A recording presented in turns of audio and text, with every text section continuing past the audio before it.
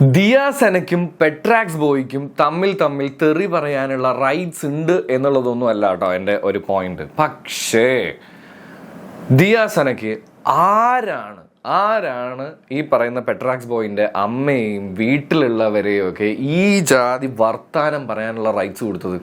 Who the fish have given you the rights man? അയ്യോ, ഭയങ്കര ശോകം കേട്ടോ. അപ്പോൾ ഇതിനെ പറ്റിയാണ് ഇന്നത്തെ video. And welcome back to Anappan talkies and this is RJ Andappan.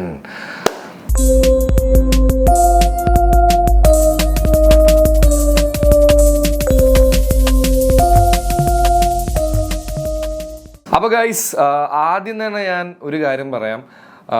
എന്താണെന്ന് വെച്ച് കഴിഞ്ഞാൽ ഇപ്പം നമുക്ക് ഇപ്പോൾ ആണായാലും പെണ്ണായാലും ഏത് ജെൻഡറിലുള്ളവരാണെന്നുണ്ടെങ്കിലും എനിക്ക് തോന്നുന്നു നമ്മുടെ കൺമുൻപിൽ നമുക്ക് കാണാൻ പറ്റുന്ന, നമുക്ക് ഏറ്റവും നമ്മൾ എക്സ്പീരിയൻസ് ചെയ്തിട്ടുള്ള നമ്മുടെ ദൈവമായിരിക്കും, ഭൂമിയിലുള്ള ദൈവമാണ് നമ്മുടെ അമ്മ.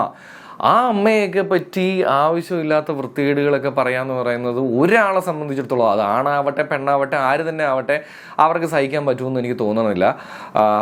അപ്പോൾ അത് ഭയങ്കര റോങ് ആണെന്ന് തന്നെ ആദ്യമേ പറഞ്ഞുകൊണ്ട് ഞാൻ ഈ വിഷയത്തിലേക്ക് പോവാണ് കേട്ടോ. അപ്പോൾ സിബിൻ റിലേറ്റഡ് ആണ് ഈ വിഷയം എന്നുള്ളതാണ്. എന്ന് വെച്ച് കഴിഞ്ഞാൽ ഈ പറയുന്ന പോലെ തന്നെ സിബിനെ സപ്പോർട്ട് ചെയ്തതിൻ്റെ പേരിലാണ് പെട്രാക്സ് ബോയും ദിയ സനയുമായിട്ടുള്ള പ്രശ്നം എന്നാണ് എനിക്ക് പെട്രാക്സ് ബോയുമായിട്ട് സംസാരിച്ച് കഴിഞ്ഞപ്പോൾ മനസ്സിലായത്. ഇപ്രാവശ്യം ഞാൻ ഈ ഒരു വിഷയത്തിൽ പെട്രാക്സ് ബോയുടെ സൈഡിൽ വിളിച്ച് ആദ്യം ഞാൻ ഇത് കണ്ടു കഴിഞ്ഞ് കഴിഞ്ഞപ്പോൾ പുള്ളിക്ക് മെസ്സേജ് അയച്ചിട്ടുണ്ടായിരുന്നു. പിന്നീട് ഞങ്ങൾ സംസാരിച്ചു, ഏകദേശം ഒരു 1.5 മണിക്കൂറിന് മുകളിൽ ഞങ്ങൾ സംസാരിച്ചു. അപ്പോൾ ഈ വിഷയത്തിൽ എനിക്ക് പെട്രാക്സ് ബോയുടെ സൈഡാണ് കൂടുതൽ അറിയാവുന്നത്.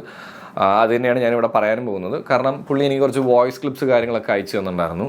അതിൽ ഇപ്പോൾ കുറേ നിങ്ങൾ കേട്ടിട്ടുണ്ടാകും, പക്ഷേ ഇതിൽ ഈ ഒരു പോർഷൻ ഇത് എന്നെ ഭയങ്കര ട്രിഗർ ചെയ്തു. ഞാനത് കേൾപ്പിക്കാം. ആൻഡ് കുട്ടികൾ കേൾക്കുന്നുണ്ടെങ്കിൽ കേൾക്കരുത്, നിങ്ങൾ വഴി പിഴച്ചു പോകും. ആ ജാതി തെറികളാണ് കേട്ടോ. അതിൽ മറ്റ് സാധനങ്ങളൊന്നുമില്ല. ഞാൻ പെട്രാക്സ് ബോയ് ആയിട്ടുള്ള സാധനത്തിൽ ഞാൻ പ്രതികരിക്കുന്നില്ല. പക്ഷേ ഇത്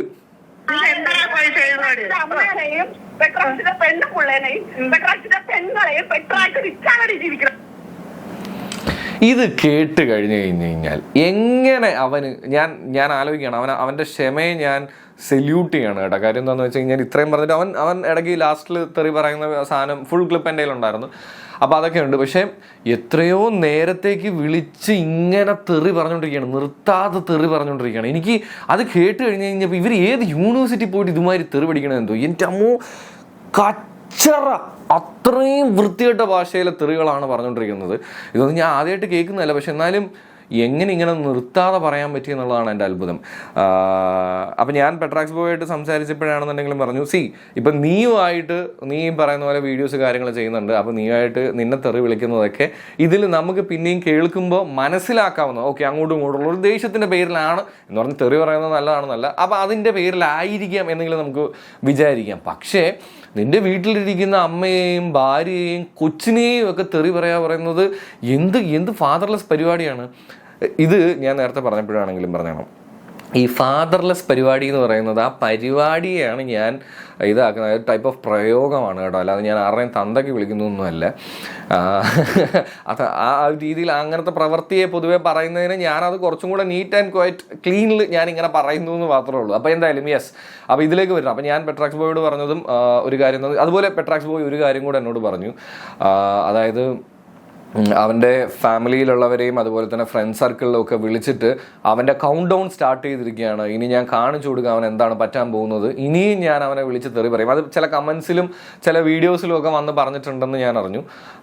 ഇനിയും തെറി പറയും, 2-3 സീരീസ് ചെയ്യാനുള്ളതുപോലെ ഞാൻ ചെയ്തു കൊടുക്കും എന്നൊക്കെ പറഞ്ഞ് ഇങ്ങനെ ധൈര്യത്തിലിരിക്കുക. അപ്പം ഞാൻ പറഞ്ഞു, അത് ശരിക്കും പറഞ്ഞാൽ നീ ഇങ്ങനെ വീഡിയോ ചെയ്യുക മാത്രമല്ല ചെയ്യേണ്ടത്, ഈ പറയുന്ന പോലെ കംപ്ലയിൻറ്റ് കൊടുക്കണമെന്ന് പറഞ്ഞു. കാര്യം വധിക്കുമെന്നുള്ള ഭീഷണിയാണ് മുഴക്കുന്നത്. അത് നിസ്സാരമായിട്ടുള്ളതല്ല. ഇപ്പം തെറി പറയുന്നതും ബാക്കി കാര്യങ്ങളും ഒക്കെ നമുക്കറിയാം. സ്റ്റേഷനിൽ പോയാലും ചിലപ്പോൾ കേസ് എങ്ങനെ പോകുന്നുള്ള കാര്യങ്ങളൊക്കെ അറിയാമല്ലോ. എന്ന് വെച്ച് കഴിഞ്ഞാൽ പൊതുവേ അത് അങ്ങോട്ടും ഇങ്ങോട്ടും ഡീൽ ചെയ്ത് വിടാൻ പറ്റും. പക്ഷെ കൊന്നുകളയും, കൊല വിളിക്കും, നിന്റെ കൗണ്ട് ഡൗൺ ഇതാ തുടങ്ങുകയാണെന്നൊക്കെ പറയുന്നത് ഒരു തരത്തിലുള്ള ഭീഷണിയാണ്, വധഭീഷണിയാണ്. സോ അപ്പോൾ അതിന് കേസ് കൊടുക്കാതിരിക്കുന്നത് ഒരു തരത്തിലും ന്യായമുള്ളതല്ല. നീ കേസ് കൊടുക്കണം. അപ്പം ഞാൻ അപ്പം തന്നെ എൻ്റെ അഡ്വക്കേറ്റുമായിട്ട് സംസാരിച്ചിട്ട് അതിലെങ്ങനെ കൊടുക്കണം, എന്താണ് ഇമ്പോർട്ടൻറ്റ് പോയിന്റ് എന്നുള്ളത് ഞാൻ ചോദിച്ചിട്ട് ഞാൻ അവനോട് പറഞ്ഞിട്ടുണ്ടായിരുന്നു. ആൻഡ് അത് കഴിഞ്ഞിട്ട് എനിക്ക് പെട്രാക്സ് ബോയ് ആക്ച്വലി തിരിച്ച് complaint as registered successfully with the reference number at Varkala police station on 18/6/2024 എന്ന് പറഞ്ഞിട്ട് അവന് മെസ്സേജ് വന്നിട്ടുള്ളത് അവൻ എനിക്ക് അയച്ചു തന്നിട്ടുണ്ടായിരുന്നു. ഇതിലെനിക്ക് പറയാനുള്ളത്, നിങ്ങൾ ഇപ്പം ഈ ദിയാസനയ്ക്ക് ആക്ച്വലി ജാസ്മിനെ സപ്പോർട്ട് ചെയ്യേണ്ടതായിട്ടോ അല്ലെങ്കിൽ ഈ പറയുന്ന സംഭവങ്ങളൊക്കെ ഉണ്ടാവും. പക്ഷെ ഇന്ന് പറഞ്ഞുകൊണ്ട് 1% പോലും ന്യായം അർഹിക്കാത്ത കാര്യമാണ് നിങ്ങൾ ഒരാളുടെ വീട്ടിൽ അമ്മയെയും ബാക്കിയുള്ളവരെയൊക്കെ പറയാന്ന് പറയുന്നത്. അതൊക്കെ കുഞ്ഞുങ്ങളുടെ അവരെയൊക്കെ ദിയാസനയെ പലരും തെറി പറയുന്നത് ഞാൻ കണ്ടിട്ടുണ്ട്. അതിനോടൊന്നും ഞാൻ യോജിക്കുന്നില്ല. പക്ഷേ എന്നാൽ പോലും ഞാൻ ചോദിക്കുന്നൊരു ചോദ്യം എന്താണെന്ന് വെച്ച് കഴിഞ്ഞാൽ, ദിയാസനയുടെ ഫാമിലിയെയോ ദിയാസനയുടെ ഈ പറയുന്ന പോലെ മകനെയോ ഒക്കെ ആരെങ്കിലും തെറി പറയുന്നത് ഞാൻ ബേസിക്കലി കണ്ടിട്ടില്ല. ഇനി ഉണ്ടോ എന്ന് എനിക്ക് അറിയില്ല കേട്ടോ, ഉണ്ടെങ്കിൽ അത് തെറ്റാണ്. പക്ഷെ ഞാൻ എവിടെയും കണ്ടിട്ടില്ല, ഇതുപോലെ ഞാൻ കണ്ടിട്ടില്ല. സോ അത് 1% പോലും ന്യായം അർഹിക്കുന്ന ഒരു സാധനമല്ല.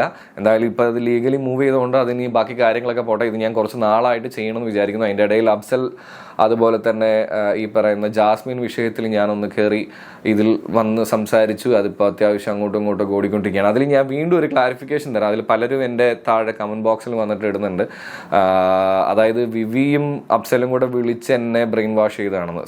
ഞാൻ അതിൽ വീണ്ടും വ്യക്തമായിട്ട് പറഞ്ഞിട്ടുണ്ട്, എനിക്ക് ഭയങ്കര ക്ലോസ് ആയിട്ടുള്ള ഒരാൾ എന്നെ വിളിച്ച് പറഞ്ഞൊരു ഇൻഫർമേഷനാണ് ഞാൻ ആക്ച്വലി എക്സ്ക്ലൂസീവ് ന്യൂസ് എന്ന് പറഞ്ഞ് പുറത്ത് വിട്ടത്. അപ്പോൾ അതിനകത്ത് ഒരു തെറ്റുണ്ടായിരുന്നു എന്ന് മനസ്സിലായി കഴിഞ്ഞ് കഴിഞ്ഞപ്പോൾ അടുത്ത ദിവസം ഞാൻ ഈ പറയുന്ന വിവിയും അഫ്സലും എന്നെ വിളിച്ചു. അത് കഴിഞ്ഞ് ഞാൻ പോലീസ് സ്റ്റേഷനിൽ വിളിച്ചു. സ്റ്റേഷനിൽ എന്ന് പറഞ്ഞു കഴിഞ്ഞാൽ ആ കേസ് ഡീൽ ചെയ്തിട്ടുണ്ടായിരുന്ന സാറുമായിട്ട് സംസാരിച്ചു. അവിടുത്തെ വേറൊരു എസ് ആയിട്ട് സംസാരിച്ചു. 2 SI മാരുണ്ടായിരുന്നു, അവർ 2 പേരായിട്ട് സംസാരിച്ചു. ആ കാര്യങ്ങളെല്ലാം സംസാരിച്ചിട്ടാണ് ഞാൻ അവസാനം ആ വീഡിയോ ചെയ്തത്. സോ അപ്പോൾ അതിൽ ഞാൻ പറഞ്ഞല്ലോ, അതിൽ ക്ലാരിഫിക്കേഷൻ ഞാൻ അതിലെങ്ങനെയാണെന്നുള്ളത് ഞാൻ എൻ്റെ കഴിഞ്ഞ വീഡിയോയിൽ കൊടുത്തിട്ടുണ്ട്. അതിൽ എന്നെ ആരും ഇൻഫ്ലുവൻസ് ചെയ്യുകയോ ചെയ്തിട്ടൊന്നുമില്ല. എനിക്ക് പറ്റിപ്പോയൊരബദ്ധം, ആകെ പറ്റിപ്പോയൊരബദ്ധം എന്ന് പറയുന്നത്, ഞാൻ ഈ പറയുന്ന പോലെ ഒരു മരണം, ഞാൻ ആ വീഡിയോയിലും പറഞ്ഞിട്ടുണ്ട്, ഒരു മരണം കഴിഞ്ഞ് ഞാൻ നേരെ വന്നതാണ്. അപ്പോൾ വിളിച്ച് പറഞ്ഞു കഴിഞ്ഞപ്പോൾ ഓൾറെഡി നല്ല ലേറ്റായി. ഞാൻ ആ വീഡിയോ പോസ്റ്റ് ചെയ്യുന്നതും ഏകദേശം ലേറ്റ് നൈറ്റ് ആണെന്നാണ് എൻ്റെ വിശ്വാസം. അപ്പോൾ അതങ്ങനെ എന്താ പറയുക, ഇട്ടപ്പോൾ ഞാൻ അവന് വേറെ ചെക്കൊന്നും നടത്തിയില്ല. ബിക്കോസ് എനിക്ക് ഭയങ്കര വിശ്വസിക്കാവുന്ന ഒരു സോഴ്സിൽ നിന്നാണ് അത് വന്നത്. അപ്പം നമ്മുടെ ഏറ്റവും വിശ്വസിക്കാവുന്ന ഒരാൾ പറയുമ്പോൾ നമ്മൾ അതുപോലെ തന്നെ അല്ലേ ചെയ്യുള്ളൂ. അതാണ് എനിക്ക് പറ്റിപ്പോയത് തെറ്റ്. സോ അതിൽ ഞാൻ എന്തായാലും ക്ലിയർ ചെയ്തിട്ടുണ്ട്. എന്ന് പറഞ്ഞിട്ട് അവർ തന്ന ഇൻഫർമേഷൻ മുഴുവൻ തെറ്റായിരുന്നു എന്നുള്ളതല്ല. ഞാൻ പറഞ്ഞല്ലോ, ഈ പറയുന്ന പോലെ സ്റ്റേഷനിൽ പോലീസുകാർ ഇൻവോൾവ്മെൻറ്റ് ബാക്കി സംഭവങ്ങൾ എല്ലാ വീഡിയോയിൽ ഞാൻ ക്ലിയർ ചെയ്തിട്ടുണ്ട്. എനിക്ക് വീണ്ടും അത് പറയാൻ താല്പര്യമില്ല. പക്ഷേ ഇത് കഴിഞ്ഞ് കഴിഞ്ഞപ്പോൾ എൻ്റെ മനസ്സിൽ തന്നെ തോന്നിയൊരു കാര്യം എന്താണെന്ന് വെച്ച് കഴിഞ്ഞാൽ, ഞാനിത് ആദ്യമായിട്ടല്ല ദിയാസനയ്ക്ക് എഗൻസ്റ്റ് ആയിട്ട് വീഡിയോ ചെയ്യുന്നത്. 2-3 വീഡിയോസ് ആയി. അപ്പോൾ അവരുടെ ഫ്രണ്ട് സർക്കിളിലുള്ളവർക്ക് കുറച്ച് പേർക്കൊക്കെ എന്നെ അറിയാം. ദിയാസനയ്ക്കും എന്നെ ഡയറക്റ്റ് അറിയാം. ഞങ്ങൾ തമ്മിൽ നേരിട്ട് കണ്ടിട്ടുണ്ട്, സംസാരിച്ചിട്ടുണ്ട്. ഒരു ചെറിയൊരു ഇൻസിഡൻറ്റ് ഉണ്ടായിട്ടുമുണ്ട് ഞങ്ങൾ തമ്മിൽ. ഒരു ചെറിയൊരു ഒരസൽ ഉണ്ടായിട്ടുണ്ട്. ഞാനതെൻ്റെ മുൻ വീഡിയോയിലും പറഞ്ഞിട്ടുണ്ട്. അപ്പോൾ ഇതിൽ ആക്ച്വലി ഇങ്ങനൊരു സംഭവം ഉണ്ടാവാൻ വേണ്ടി, ഒരു സഹതാപ തരംഗം ഉണ്ടാവാൻ വേണ്ടി എന്നെ കോർത്തിട്ടതാണോ എന്നുള്ളത് അറിയാതെ എനിക്ക് തോന്നിപ്പോയി. സ്വാഭാവികമല്ലേ. എന്തായാലും അങ്ങനെ കുറേ സംഭവം ഉണ്ടായി. ഇനി അതിൽ വീണ്ടും കിടന്ന് മെഴുകാൻ താല്പര്യമില്ല. അതുകൊണ്ട് ഞാൻ അതിനകത്തൊന്നും പറയുന്നില്ല. പക്ഷേ ഈ വിഷയത്തിൽ, പെട്രാക്സ് ബോയുടെയും ഈ പറയുന്ന ദിയാസനയുടെയും വിഷയത്തിൽ, this is very wrong from your side Diya Sana. ചിലപ്പോൾ ന്യായവും കാര്യങ്ങളൊക്കെ ഉണ്ടാവും. നിങ്ങളുടെ സൈഡിലുണ്ടോ എന്ന് എനിക്കറിയില്ല. നിങ്ങളുടെ സൈഡിലുള്ള ന്യായം അന്വേഷിക്കാൻ ഞാൻ വിളിച്ചിട്ടുണ്ടായിരുന്നു. പക്ഷേ ദിയയെ വിളിച്ചില്ല. അവർക്കാർക്കും, അവരുടെ ഫ്രണ്ട് സർക്കിളിലുള്ള ആർക്കും ഇതിനകത്ത് വലിയ കമൻറ്റുകളൊന്നും പറയാൻ താല്പര്യമില്ലെന്നാണ് എന്നോട് പറഞ്ഞത്. So that's wrong. വീട്ടിൽ അമ്മയും മക്കളെയും ഇത് പറയുന്നത് ഒരു സോഷ്യൽ ആക്ടിവിസ്റ്റിനും ചേർന്ന പണിയല്ല. അറിയില്ല, അതാണ് ചെയ്തത്. ചെയ്യാതിരിക്കുക. ഇപ്പോഴും സമയമുണ്ട് ദിയാസനയ്ക്ക് ഒരു സോറി പറയണമെന്നുണ്ടെങ്കിൽ. കാര്യം നിങ്ങളും പെട്രാക്സ് ബോയും സിബിനും തമ്മിലൊക്കെ അടിയുണ്ടാക്കിക്കോ. അതിലൊക്കെ കാണാനും കേൾക്കാനും ഒക്കെ ഒരു ന്യായമുണ്ട്. പക്ഷേ പെട്രാക്സ് ബോയുടെ വീട്ടിലിരിക്കുന്നവരോ സിബിൻ്റെ വീട്ടിലിരിക്കുന്നവരോ ഒന്നും ഈ സംഭവങ്ങളിൽ ഇൻവോൾവ് അല്ല. നിങ്ങളുടെ പ്രൊഫഷനെ പറഞ്ഞു എന്നുണ്ടെങ്കിൽ നിങ്ങൾ അവരുടെ കാര്യങ്ങൾ ബാക്കി സംഭവങ്ങളും വെച്ചെടുത്ത് പറയാം. അല്ലാതെ വീട്ടിലിരിക്കുന്നവരെ ചീപ്പ് പരിപാടി, പരിപാടി, അതെനിക്ക് പറയാനുള്ളൂ. എനിവേസ്, ഇതുപോലുള്ള വീഡിയോസ് നിങ്ങൾക്ക് ഇഷ്ടമാവുകയാണെന്നുണ്ടെങ്കിൽ എൻ്റെ ചാനൽ സബ്സ്ക്രൈബ് ചെയ്യുന്ന കാര്യം ഒന്ന് പരിഗണനയിൽ വെക്കുക എന്ന് ഓർമ്മിപ്പിച്ചുകൊണ്ട് ആൻഡ് അപ്പൻ സൈനിങ് ഓഫ്. എല്ലാവർക്കും നല്ലൊരു ദിവസം ഉണ്ടാവട്ടെ. Love you all.